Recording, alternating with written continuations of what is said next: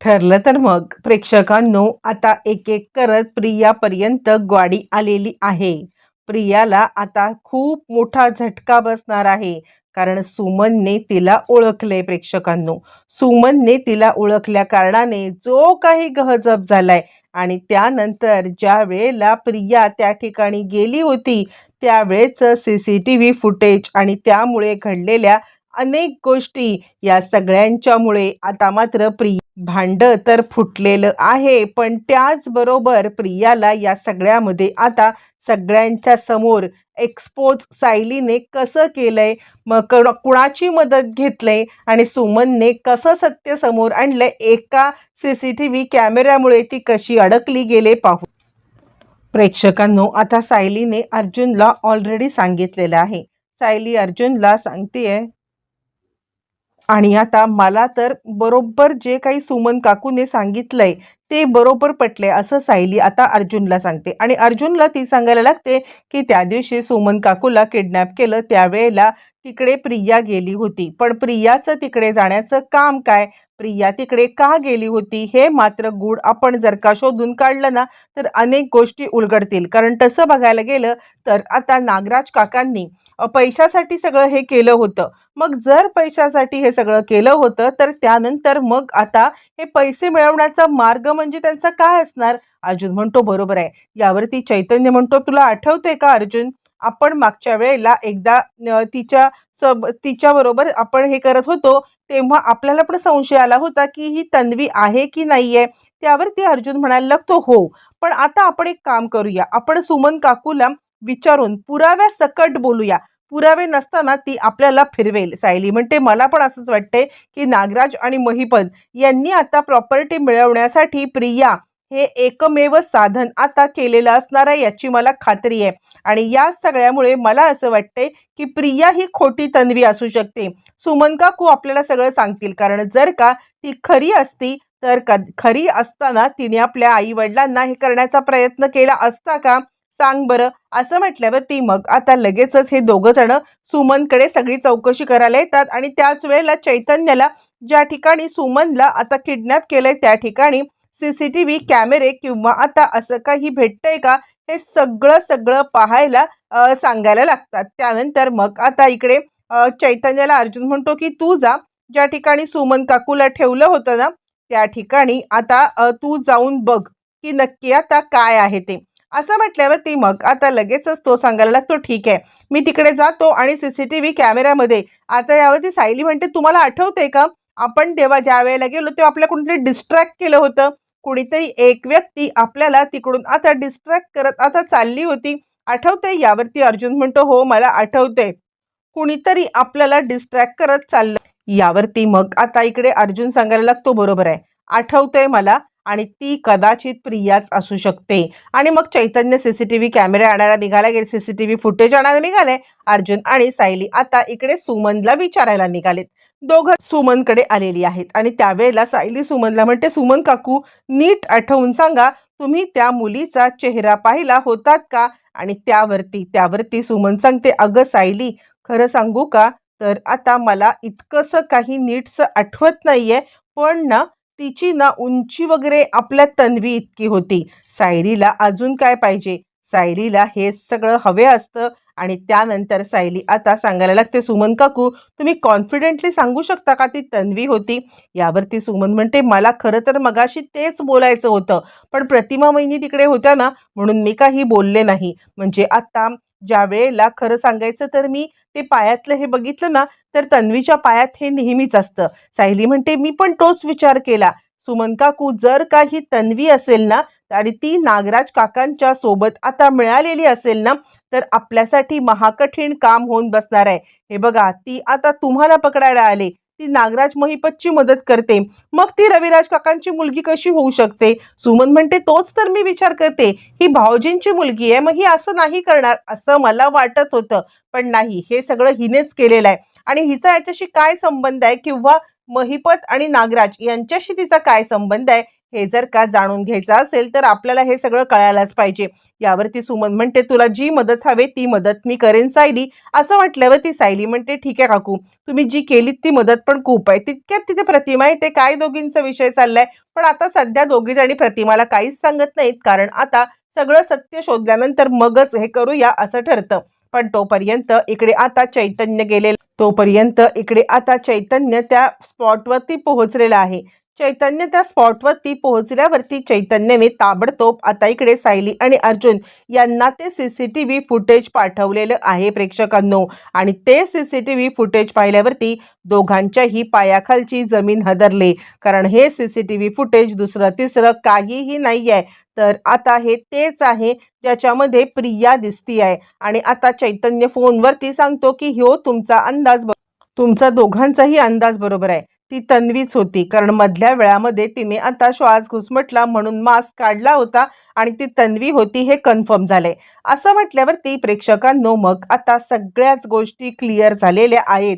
आणि त्यानंतर मग आता लगेचच इकडे अर्जुन तयार झालेला आहे. आणि आता लगेचच अर्जुन सांगत आहे की चल आत्ता आपण एक काम करायचंय की हे सगळं सत्य आपल्याला सगळ्यांच्या समोर आणायचं आहे. असं म्हटल्यावर ती सायली म्हणते, आपण रविराज काका आणि सगळ्यांना हे सांगूया, नाहीतर नाहीतर आता इकडे ती सगळ्यांना फसवेल आणि आपल्याला सुद्धा आता अडकवेल.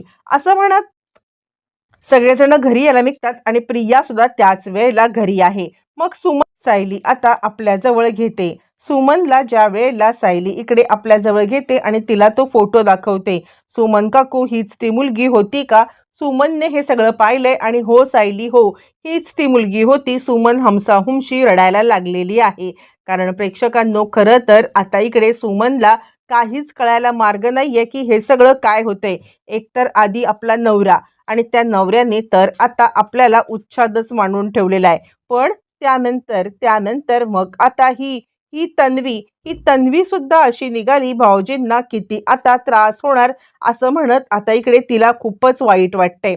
बरं, हे सगळं होत असताना मग आता तोपर्यंत इकडे अर्जुन पोलिसांना घेऊन आलाय आणि रविराज तिकडे आलेले आहेत. त्यावेळेला पोलीस आता रविराजांना ते दाखवतायत आणि रविराजांना इतका मोठा धक्का बसलाय. रविराजांना आधीच आता इकडे नागराजच्या वागण्याचं स्वतःलाच त्यांना त्रास होतोय आणि त्याच्यातच हा असा प्रकार, आणि त्यामुळे रविराज अधिकच हादरलेले आहेत. आणि रविराज विचार करतायत काय आता नवीन मांडून ठेवलंय हे काही कळायला मार्ग नाहीये. आणि ते इन्स्पेक्टर साहेबांना विचारतायत, काय झालं अचानकपणे तुम्ही आता इकडे कसे काय आलात? यावरती लगेचच आता इकडे इन्स्पेक्टर साहेब तो व्हिडिओ दाखवतात. व्हिडिओ दाखवल्यावरती इन्स्पेक्टर साहेब म्हणतात, हे बघा, खरं तर तुम्ही आता तुमची जी मुलगी म्हणताय त्या मुलीचं आता इकडे काहीही कळत नाहीये की ती तुमची मुलगी आहे काय आहे हे मात्र काहीच कळायला मार्ग नाहीये. मुळातच या सगळ्यामध्ये आता तुमच्या मुलीचं कारनामे बघा. मग ज्या वेळेला रविराजांना आता इकडे प्रियाचा फोटो दाखवला जातो त्यावेळेला रविराज गडबडतात आणि त्याच अर्जुन आता सांगायला लागतो, सिनियर तुला मन घट्ट करायला लागणार आहे. यावरती रविराज म्हणतात, काय घडलंय तरी काय नक्की? अर्जुन, अरे मला नीट काही सांगशील का, हे सगळं काय चाललंय ते? आणि त्याच वेळेला मग आता लगेचच इकडे सांगायला लागते अर्जुन की हो सिनियर, मी तुला सांगतो काय घडलंय ते. मुळातच सुमन काकूंना किडनॅप केलं असलं नागराज काकांनी, तरी त्यांची साथीदार मात्र आता तन्वी आहे. त्यावरती मग आता रविराज म्हणतात, अर्जुन अरे काय बोलतोयस, मला कळेल असं बोल, तन्वीचा काय संबंध? यावरती आता अर्जुन म्हणतो, तो संबंध काय हे अजूनही आम्हाला सुद्धा कळालेलं नाहीये. मुळातच हे ज्या वेळेला आम्हाला कळेल ना त्याच वेळेला तुला आता आम्ही पण सांगू. हा संदर्भ आपल्याला शोधायचा आहे. काहीही झालं तरी सुद्धा हा संदर्भ जर का आपल्याला लागला ना तरच सत्य गोष्टी सगळ्या आता समोर येतील. सगळ्यात महत्त्वाची गोष्ट म्हणजे मुळातच आता इकडे सुमन काकूनी त्या पैंजणावरूनच ओळखलं होतं की ही आता तन्वी त्यांना किडनॅप करायला आली होती. पण ज्या वेळेला तन्वी त्यांना किडनॅप करायला गेली होती आणि त्याच वेळेला खूप मोठी गोष्ट घडली. मुळातच जे काही प्रकार घडला ना त्या प्रकारानुसार आता इकडे हा सगळा प्रकार तन्वी आणि नागराज यांनी केलाय. यावरती लगेचच आता इकडे सांगायला लागते ती म्हणजे प्रतिमा काय झालं नक्की? मला तर काही कळायलाच मार्ग नाहीये. यावरती मग आता सगळा प्रकार प्रतिमाच्या समोर सुद्धा आलेला आहे. सुमन आता सांगायला रविराजांना तर मोठा धक्का बसलाय. रविराज तर आता रडून रडून त्यांची हालत खराब झालेली आहे आणि आता ते म्हणतात, काय चाललंय काय? माझ्या नशिबात काय चाललंय मला खरंच कळायला मार्ग नाहीये. मुळातच आता इकडे माझा भाऊ आणि त्यानंतर मग आता ही माझी मुलगी, तिनेच त्या काकीला किडनॅप केलं. काय आहे? मला तर काहीच कळायला मागतच नाहीये मार्ग. त्यावरती मग आता लगेचच इकडे सगळेजण रविराजांना सावरतायत. यावरती आता इकडे अर्जुन सांगायला लागतोय, हे बघ सिनियर, जर आपल्याला सत्य काढून घ्यायचं असेल तर अशी हार मानून चालणार नाहीये. मुळातच मी जे काही सांगते ते ऐक. मुळातच या सगळ्यामध्ये आता ती कोण आहे ते सत्य आपल्याला शोधून काढायचं आहे. आम्हाला तर डाऊट आहे की ती खरी तन्वीच नाही आहे. यावरती रविराज म्हणतात, अरे देवा, मग माझ्या तन्वीचं आता इकडे काय केलेलं आहे? माझ्या तन्वीच्या सोबत नक्की काय घडलं असेल आणि ही खरी तन्वी नाहीये मग काय आहे? त्यावरती मग आता इकडे लगेचच प्रिया आली. प्रिया आल्यावरती आता इकडे प्रिया विचार करते, काय झालं? इन्स्पेक्टर साहेब म्हणतात, चला तुम्हाला अटक करण्यात येत आहे. प्रिया चांगलीच गडबडले आणि प करायला लागते. मला अटक का करताय? काय केलंय मी? यावरती ते म्हणतात, त्या दिवशी ज्या वेळेला सुमन किल्लेदार यांना आता अटक करण्यात आली होती आणि त्याच वेळेला सुमन किल्लेदार यांना अटक करताना मात्र आता तुम्ही तिकडे गेला होतात. ज्या वेळेला सुमन किल्लेदार यांना किडनॅप केले होती तेव्हा तुम्ही तिकडे गेला होतात. याचे पुरावे आमच्या हातात लागलेले आहेत आणि याच कारणामुळे आता इकडे तुम्हाला अटक करण्यात येत आहे. प्रेक्षकांनो, असं म्हटल्यावरती मग मात्र इकडे आता खूपच मोठा गोंधळ झालेला आहे.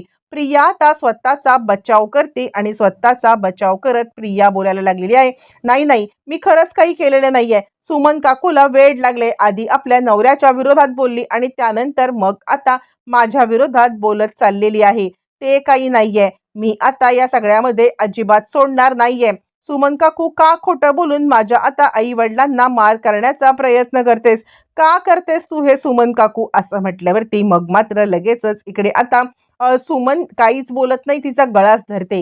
ही मुलगी खोटारडी आहे. हिच्या पायातील हे बघितलं मी. हिच्या पायामध्ये जे काही अँकलेट्स तुम्ही घातलेलं होतं ना, त्या अँकलेट्सच्याच मुळे आता इकडे हा सगळा प्रकार घडलेला आहे. असं म्हटल्यावरती प्रेक्षकांनो आता इकडे ते अँकलेट समोर आले आणि ते अँकलेट समोर आल्यावरती सुमनने ओळखलंय. त्यानंतर रविराज इतके खाटकन प्रियाच्या मुस्काटीत ठेवून देत आहेत. प्रियाच्या मुस्काटीत ठेवून दिल्यावरती मग आता ते सांगतात, का का तुम्ही सगळ्यांनी मिळून आता माझ्याबद्दल हे सगळं करण्याचं ठरवलं? का का केलंस तू हे सगळं तन्वी? म्हणजे आधी तो नागराज, त्या नागराजने तर आता मला जीव मेटाकुटीला, काय वाईट केलं होतं मी म्हणून हे असे सगळे लोक माझ्या घरामध्ये जन्माला आलेत. एकतर तो नागराज आणि तू. मुळातच तू कोण आहेस हे सत्य आधी मला माझ्या बाबतीत का का सगळ्यांनी असं वागायचं ठरवलेलं आहे? असं म्हणत रविराज चांगले चिडून आता प्रियाला पोलिसांच्या ताब्यात देत आहेत आणि जाता जाता एकच सांग की माझी मुलगी कुठे आहे? माझ्या मुलीसोबत काय केलं तुम्ही? असं म्हणत ते आता प्रियाला विचारतायत. काहीच बोलत नाहीये. सुमन तिला पकडते. बोल लवकर, कुठे आहे आमची खरी तन्वी? प्रिया काहीच बोलत नाहीये. अचानकपणे तिच्यावरती मोठा आघात झालेला आहे आणि अचानकपणे तिला या सगळ्याला सामोरं जावं लागत आहे. प्रेक्षकांनो, एक एक करत आता सगळी सत्य एकेकांची उलगडत चाललेत. अर्धसत्य तर आता समोर आलंय, पण या सगळ्यामध्ये अर्धसत्य अजूनही समोर येणं बाकी आहे. मुळातच आता इकडे प्रिया तन्वी नाहीये हे समजलं असलं तरी सायली तन्वी आहे या सत्याचा उलगडा होणं बाकी आहे. सत्य कधी समोर येणार पाहणं फारच रंजक.